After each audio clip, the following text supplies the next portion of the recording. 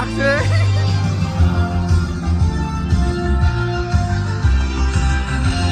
आं point out खालामबाय थादों बिजनेस होननानैहाय बेड लाक दिनैहाय जेनबाय माथो होननाय मा होननाय नै गोसोथोनाया नायफिनना नायफैयाखै गैया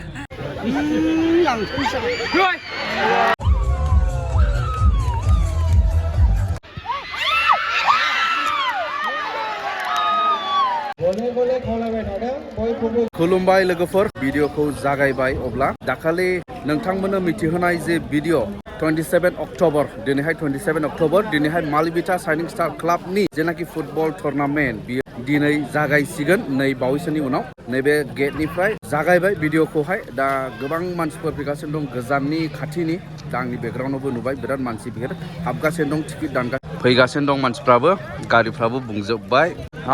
हाबलांदिनि आंबो हाबनानै सिंनि थासारिखौ दिन्थिदिनि नोंसोर जि बिराद बल नायोरा ओमफ्राय दा खेला जाला नोंसोरबो डिउटि होनो हागोन हायो हाफ टाइमसिम ओरैहाय जाबाय ओरैहायनो मा जेनेरेल जेनेरेलखौ एसे दिन्थिनि आं जेनेरेलजोंहाय माबायदि जाखो मानसिफोरा दे ओरै जाहैबाय जेनेरेल थारमाने ओरै नैबे खनायावहाय साइक्लेम दङ ओरै साइक्लेम दं नालाय ओंखायनो ओरैहाय बांसिन बुंग्रोबाय नांगौ ओरै सान्दुं टिकेट काउन्टाराबो गोजौ बानायलायखादों मा मै नेग्राथां माथां वा एन्ट्रि मानि टिम इयो मा टिम ग्लबेलनिजों ग्रोब हामायसैलै आङो नै आसल ना मारा entry yes global FC Gossaigaon goalkeeper नै फंबाय गोमोथाव माथो होननाय मा होननाय नै गोसोथोनाया नायफिनना नायफैयाखै गैया लिंहरना गोसोनायखौ दे फंबायखौ एदावबाय दे एसे होमब्ला आंबो हाबलांनोसै ओरैहाय भिआइपि एन्ट्रि 100 थाखा दानला सामो मोनो जाहैबाय ओरैहाय औ माबायाबो गोथांखा ने 100 थाखानिया 50 थाखानि गोमो आदसा दे होमब्ला हाबलांदिनि ओरैहाय जाहैबाय जेनेरेल ओरै जाहैबाय भिआइपि फाइनालि गाय साफा खालामदों माथो जायगाखौ मावजोबबायलै दाखाल होनाय बायदि मानिखाखसै मानियाखै औ नंगौ माने मोजां नांगौ बायदि साब सिखोन जाबाय क्लिन ओरै भिआइपि फोथार आरो बे अस्टादखौ लोगो मोनबावबाय नै माबानि टेन्ट हाउसनि अस्टाद मोजां जाबाय फिनिशिंफ्रा थिगानो आं दाखालि कन्टेक्ट नाम्बारखौ होआखैमोन जायनो नांगौ नै कन्टेक्ट नाम्बारखौ स्क्रिनाव नायदो मोनसिगोन नैबे बिथांखौ टेन्ट हाउसनि कन्टेक्ट ना माथो सान्तिरन मुसाहारि गावबागाव जायगा लाजोब्बाय ओरैबो लोगोफोर माब्ला जायो नेगासिनो दं जानांगौ नानिमोना जाहैबाय मोसागोन मा मेथाइ ना मिक्स नङा माथो गित बोथोरा होननाया दे बोथोर जाखाबायना बोथोर जाबाय इलाय सोर माने लकेल जोंनि गामिनि जा गोबांखा माथो साबसिथो गासियानो 35 बोथोरा होनदों नामा गेना ओमफ्राय जाबाय ट्रफि चेम्पियननि ओमफ्राय रानार्स आपनि आलासिफोर सौफैबाय मानगोनां एमपि जयन्त सार ओमफ्राय भुटान बिफानिफ्राय माखासे दङ ओमफ्राय जाहैबाय actress Manalisa Hajowary on the ground yes hi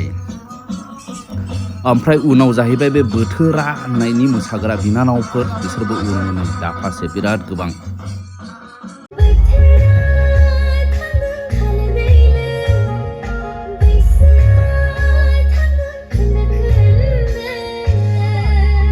नैबे जाहैबाय मनालिसा एक्ट्रेसनि बिजनेस पार्टनार बडिगार्डबो जाबाय ओमफ्राय एक्ट्रेसनि मबाइलखौनो लाखादों इयो नोंनियालाय नंगौ इलाय मनालिसा एक्ट्रेसनि मबाइल रायो इलाय केमबो रेडि जाबाय माने मोसानायसै नालाय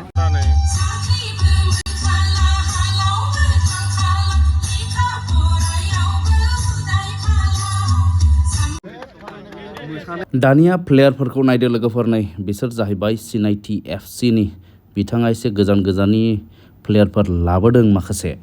बावरिं दाव बड'साखौ दिनै नुबावबाय नै हे ब्र all the best Bimal Narzary मानगोनां बिथां मानगोनां लबेन मुसाहारि बिथां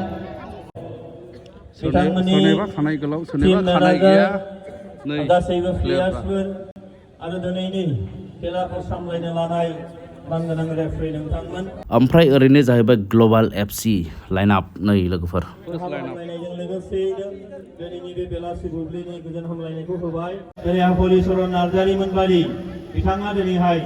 सारा भारताव सारा मुलुगाव जोंनि नैबे हालामनिफ्रायनो बर' फिसा महरै दिनै मोनसे फुटबलनि फोथाराव थरसे हाथरखि जानो हादों बेयो जोंनि थाखाय गोग्गाथाव खालामना होनानै खेलखौ ओपनिं खालामना होनानैबो खावलायनाय जाबाय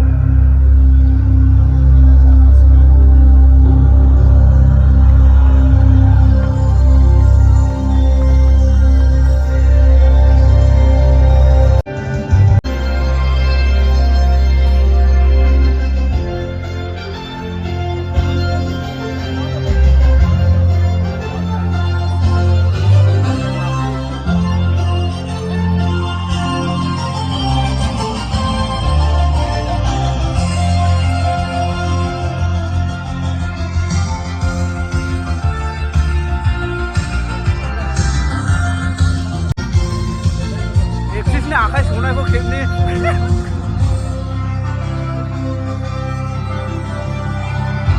ओरैनो मोनाखिसै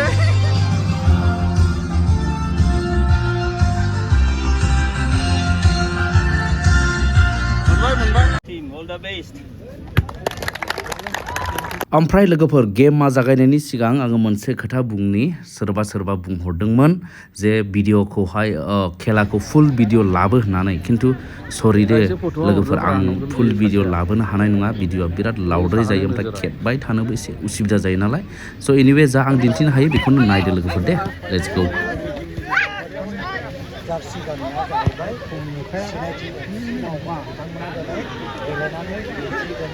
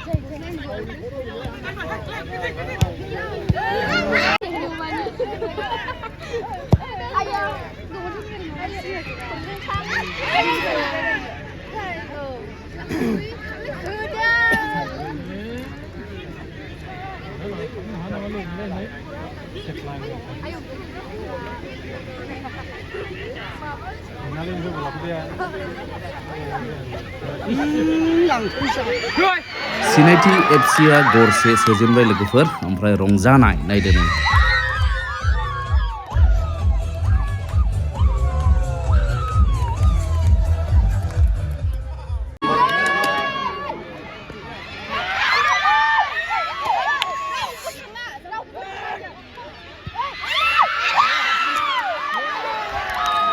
बेनिफ्राय लोगो लोगोनो ग्लबेल एफसिआबो गरसे सोफिनबाय दे लोगोफोर बेनिफ्राय बेबायदिनो गेलेयै जोबजासिम बे खेलाया ड्र'आवनो थायो लोगोफोर बेनिफ्राय ट्राइ बेकार जाहैयो जोबनायाव बेखौ आं दा लास्टआव दिन्थिनोसै बेनि सिगां खिन्थु सिनायथि एफसि जाय सिनायथि नानि बेनि बिब'आ बेसो नै माने सिनायथिनि बिफानि बिफा थानो हालायनायखादों जोंजों दाथ' ड्र' जानानै दङ खेलाया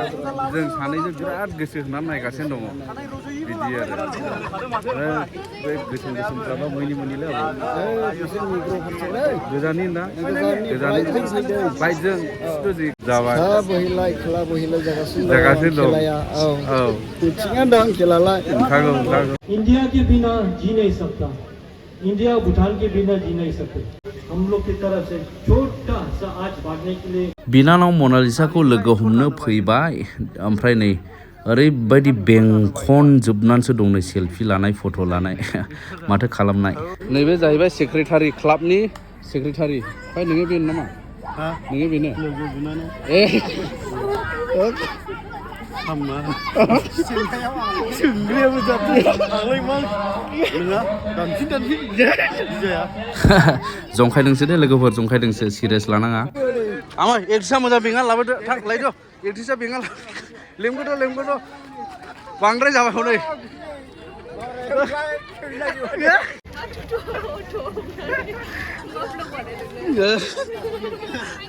माने एक्ट्रिसनि माबाया खामाया थोले बिजनेस खालामबाय मालाय मोजां नङा माथो लेंहनाखै खिन्थु गिदिर बेंथल लेंहनाखै बेसो जादों फैबानो जाबाय दादा फैबानो जाबाय माने बारा गोबाव जायाखै जोङो मोनसे रेस्टुरेन्ट खुलिदों आरोना बेंटल कलेजनि गेटआवहाय माने 2 weeks जादों खोमा ओमफ्राय बारा इदि साजायनाय जायाखै फिसा साल' नालाय थ' बेखायनो बारा बैबायदि टाइपनि प्रमोसन खालामदों औ जेन हक माने स्टार्टिंआवथ' फिसाजोंसो जागायखानांगौ नालाय जायखिया मोजां गोबाङानो मिथिखाबायबो फेमासबो जाबाय आं मोजां मोनदों माने मानो मोजां मोनदों होनोब्ला माने आइडिया बिजनेसाव सेटआप खालामदों नैबेनि थाखाय आं मोजां मोनदों आरो ओंखायनो आं पइन्ट आउट खालामबाय थादों बिजनेस होननानैहाय औ फैगोन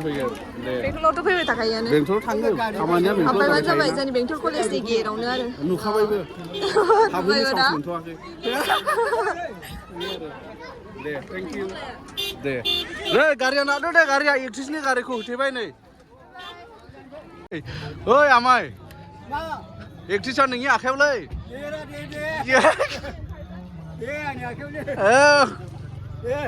मोजाङै नों हासिना उन्दुयोमोन नाया दा उन्दुसै दे जों नुफैयो दरा नै स्मल मनालिसा उनाव लिटिल दे बाय बाय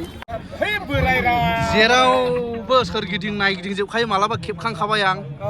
बेयावथ' मोनसेबो नागारखानाय नङा नों नागारालै बोराय नागारा कनसिडार होनो थोनलै खिन्थु माबा टिकिना औ खेबसे सिजन टिकि होखादोंना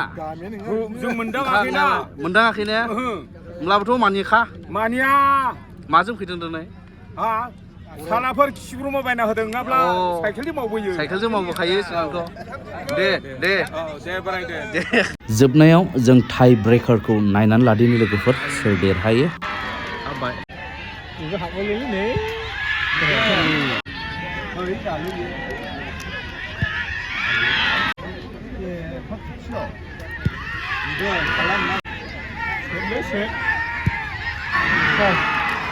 खेलाया जोब्बाय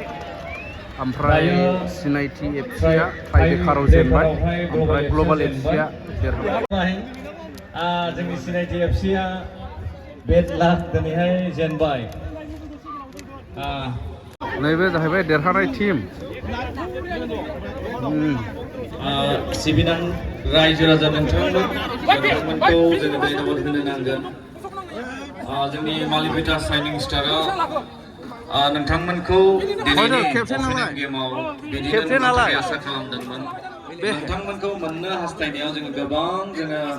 माबायदि मोनखो बाबु जोङो पाब्लिसिटि खालामदोंमोन इउटिउबर बिथांमोननि गेजेरजों इउटिउबर बिथांमोननि जोङो पाब्लिसिटि खालामदोंमोन खस्थ' मोनदों बिथांमोननि होमब्लाबो देरहाबायना आरो जोंनि साननायखौ दिनै थारैनो